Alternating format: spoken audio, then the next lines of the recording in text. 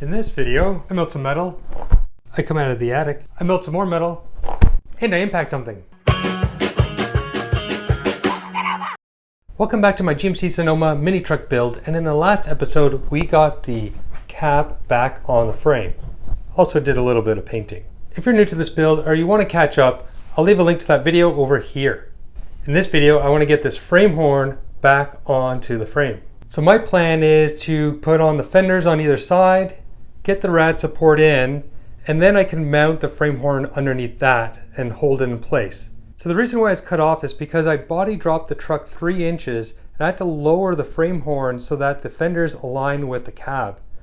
Unfortunately, when I did it, this side for some reason was off about 1/4 inch. So I cut it off, tried to get it back in position, but it wasn't quite right.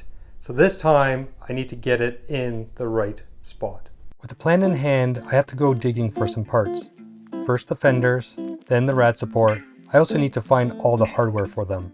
So I found most of the hardware that I needed. So fender bolts, the rad support bolts, and even the washer bushing for the rad support. But where the fender sits on the cab, there's a shim that needs to go in between them. And I don't know where I put that. So now I get to go hunting in my parts piles. I found them and it didn't take that long to locate them, so we'll call that a win. I start with mounting the fenders to the cab with some body bolts. I've done this a lot of times before, back when I was fitting the suspension and tires, which was way before I started filming any of this. Next up is the rad support, which I have to be careful because there's only one frame horn to balance it on. First I bolt it to the driver fender so I can hang off of it. Then I attach it to the passenger fender, and after that I can bolt it to the frame horn. Lastly, I add more bolts to the fenders. So I'm faced with a bit of a problem. First off, this is heavy, but I was always planning on supporting it with a jack. If I bolt it on, it can actually twist and move. So I need to make sure this is aligned with the other horn. And to do that, I think I need to bring down my bumper. I brought the bumper down and I did scratch it while doing that. Now, this is plastic. I do plan on repainting at some point. So not a big deal, just more of an annoyance.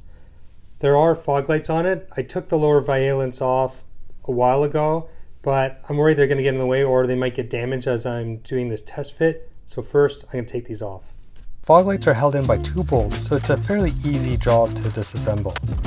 The only annoyance is that they are slightly recessed, and I couldn't use an impact gun. Bumper hooks into the front fenders and sits on 2 spots on each frame horn. I had to install the body nuts so that I had something to bolt up to. And when it was in place, I installed the frame horn. I went ahead and tightened up as many bolts as I could, except for the ones on the frame horn, which is ultimately still floating there. Now, one thing I have to say is with every part that I pull out, gives me a little bit of anxiety because I see that there's still rust repair and modification I have to do on these. But luckily, it's not something major. It's things I can do mini projects on. So if you're trying to stay motivated with your project and is getting overwhelmed, just break it down into smaller projects. Things that can be done at a later time, in the winter time, or when you're taking a break from other things. You could deal with those later. Just get it back on the road. As I was putting things back together, I realized there's this support, and this is tied to the part of the frame that hasn't been modified at all. Now it does attach to the bumper itself over here, if I could get it to focus, but this bumper has been lowered 3 inches because the frame horn has been lowered 3 inches, but I'm still able to get it on. I'll eventually have to bend it so it's flat with it, but what this will allow me to do is on the other side, it will give me another anchor point to make sure that things are in the right spot before I get that frame horn back into place. With all the parts on, I tighten, loosen, and tighten bolts and use hammers to coax the frame horn into a good position. It took several attempts until I moved it into a position I liked. Before locking it in for good, I want to use one more reference point, which is the hood. This isn't a hard install and only takes 2 special bolts to hook up. The only difficulty is the awkwardness of the size. I'm a bit nervous right now because, as you just saw when I tried closing the hood, it was overlapping this fender and there's actually a big gap on the driver's side. Now, what that means is the front, or this whole area, needs to shift towards the passenger side. And it looks like there's room for adjustment, but it could also mean that I put the body mounts off too far one side. Now I made them the exact same, so it really shouldn't be that. So I'm hoping it's just that when I put this in, it was a little bit more towards the driver's side, and if I loosen everything off and shift it over, it'll close fine. But before I do that, because I actually have the frame horn in a pretty good spot, I'm going to tack weld it. Now, the gaps between the frame horn and the frame are pretty big. So I'm just going to put a couple of tacks just to hold it there. And then I'm going to loosen everything off, shift, and see if that helps. Before melting any metal, I clean things up with a wire wheel. And now the sparks. Well, I think I could say crisis averted. The gap here looks pretty good. On the driver's side, not as good. It's a little wider here versus back at the cab, but I think that could just be minor adjustments. Figure that out. It's good enough for now. So the next step is take everything apart again and figure out how to properly weld that frame horn back to the frame.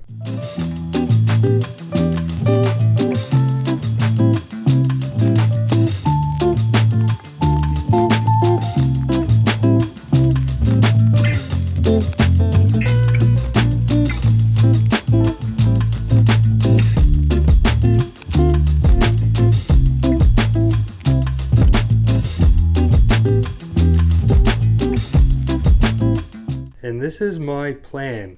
So over here, it is quite a bit of a gap, but I think I can weld that up. I'm going to make sure that I angle the wire. I'm going to use MIG to get on the edge of here and basically build up that edge and eventually connect it.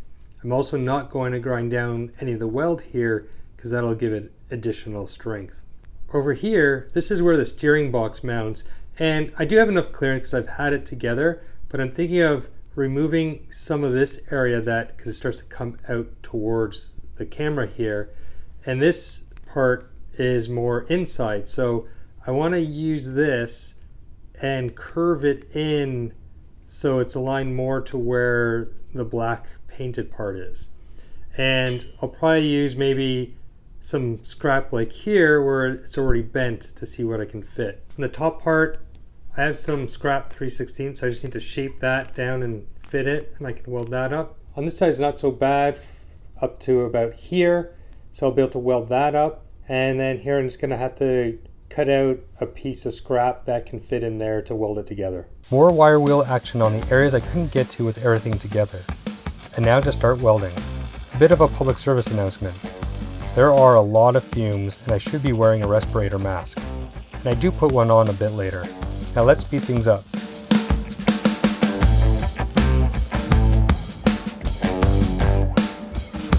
Got a little carried away with blending the area where the steering box goes. Now the frame horn is back onto the frame, and this means that I'm done the frame. I still have to finish weld. I still need to turn it around and finish weld the bottom of it. But I haven't been this far along in this project to say that the major fabrication for the frame is done. Even my previous iteration, I still needed cross members. I still need to do a hump in the cross member so the drive shaft could go through. But it's done. Spoiler alert, I have a bit more fab work to do. So it's weld and paint next, which means I need to get the cab back off, but I might not have access to the crane. So I gotta figure that out next. I'm going to use the engine hoist, and I didn't use it before because the cart that I had the cab on was too short to get the legs under. So my first step is to find out how tall are these. And we're looking at about 7.5, and that's with all the weight on the back. So once there's weight on the crane, then this part actually will go down. So worst case, I need to make sure that I have 7.5 inches of clearance under my new cart. This is my plan. I have some rectangle tubing that somebody was throwing out, and I had cut it into 5-foot lengths just to make it easier to bring it back home. I was hoping to keep it in 5-foot lengths, but the cab is too short and the ends need to be cut down to 48 inches. With these cutoffs, I will make some legs that I can weld on to this frame and weld the casters on. And these are the original casters that I had on the wood frame. And all that together should give me more than 7.5 inches of clearance, and then allow me to be short enough that I could get the cab on with enough support. Step 1 is cutting down the tubing I just showed. Then I tack it in and use my trusty MDF for a flat surface, just like in episode 5. It doesn't need to be accurate, so I roughly line things up with a square and then tack it in. I must have missed recording when I welded the top together, and as you watch me struggle with the casters and the legs, you can see the welds in front of me are stitch welds. Fully welding would have been overkill for this purpose. The legs and casters finally welded, I need to grind down the welds where I'm going to put them. And lastly, I weld the legs to the cart. The cart for the cab is done and it's the next day. I'm not sure how my editing of the sequence of building out the cart's going to look like, but I have to tell you, it wasn't easy. I was building it on the floor, I didn't have my welding table, didn't have fixtures to get the casters in right, and I was just pushing myself to get it done because I want to get the cab off today. And it was just tough. It was mentally challenging. Even though it was a simple design, simple welding, it was just so mentally challenging, but I did push myself through it. And today I feel a lot better. But definitely after I was done with filming. I didn't want to actually film part of it, but I pushed myself to at least capture some of it so I could show you what I've done. Anyway, I just wanted to share that moment, is that sometimes your project could put a mental strain on you. Even though what you're doing is simple, it just sometimes takes a bit of a mental toll. But anyway, I'm in a good mood. It's cold, it's chilly, but I'm gonna make this happen. I'm gonna get the cab off the frame again onto the new cart, and then we could finish weld the frame. With the truck out of the garage, I connect 2 straps to the cab and the hoist. I was going slowly and then this happened. The cab was ready to fall over and I had no one that can help me. Luckily, I could lift the cab on one corner while shifting the cab back onto the frame, scratching a bit of the bottom during that. I'm going to have to rethink how I strap it and get a couple of extra hands. So as you can see, the cab is behind me, and I'm so sorry I forgot to hit record. I had everything set up, the tripod and everything, but I just got excited when my friends came over and we just dove into it, got it off the frame, got onto the dolly, and then I realized I forgot to hit record. So sorry about that. I still need to get the cab back on the frame in the future, so I'll make sure that I record that. We end up using a couple of straps and the hoist, and a third strap that helped balance off the nose, because as you saw in the previous clip, it actually went forward. So I think with that, a couple of people guiding it, it went fairly smooth. So next up, I just got to move things around a little bit, and then we'll figure out what I need to weld, what I need to clean up, and then how do we disassemble the rear end from the frame. Removing the wheels will give me a bit more access to assess what should be welded before flipping the frame. There are the bag mounts, the plug welds bracing the old frame with the new frame, and the rear cab mounts. I prep those areas and start to weld. Since there's a lot of welding to do on the rear cab mounts, I took my time, and in between a few welds, I let things cool down. During that time, I kept myself busy. As you can see, I removed the 4-link bars separating the axle from the frame, and I marked off the cab mounts because I want to shift the cab about an 1/8 inch towards the driver's side, and I'll have to remove some material to make that happen. And with everything disconnected, I realized I have a lot more room, and I could actually continue to do some welding before I actually have to flip the frame. Areas like the upper link mounts where I could weld underneath. Also, the axle, I could start welding the tabs and the bag brackets. So I'll continue welding until I absolutely have to flip the frame over, because I'll need some extra pair of hands, and that will take a little bit of coordination.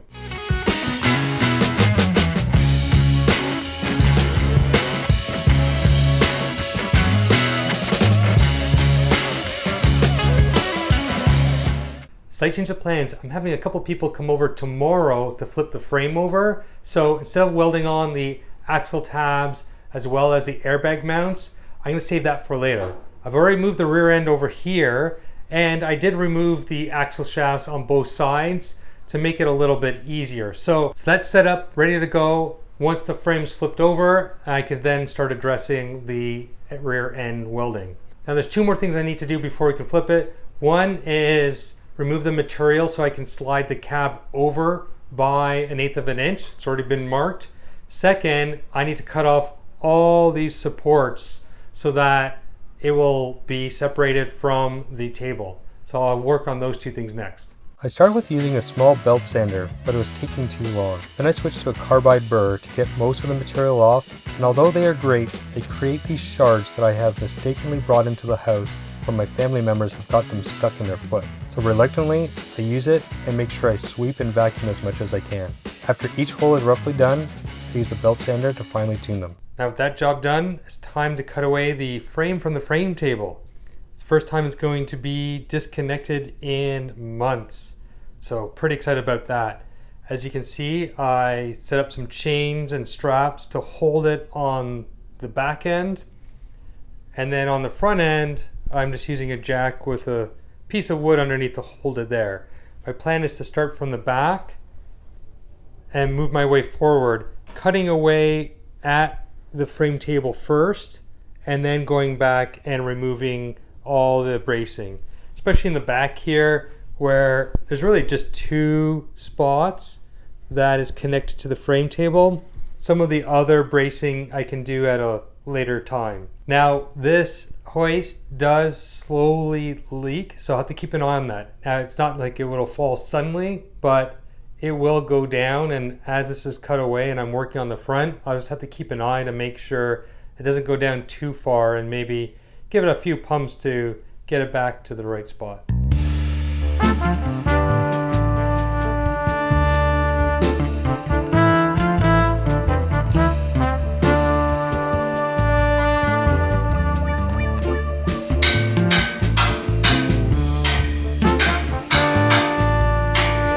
It is free.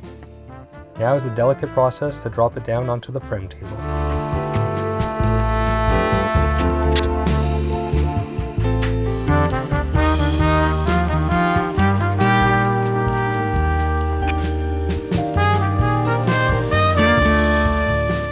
It's down.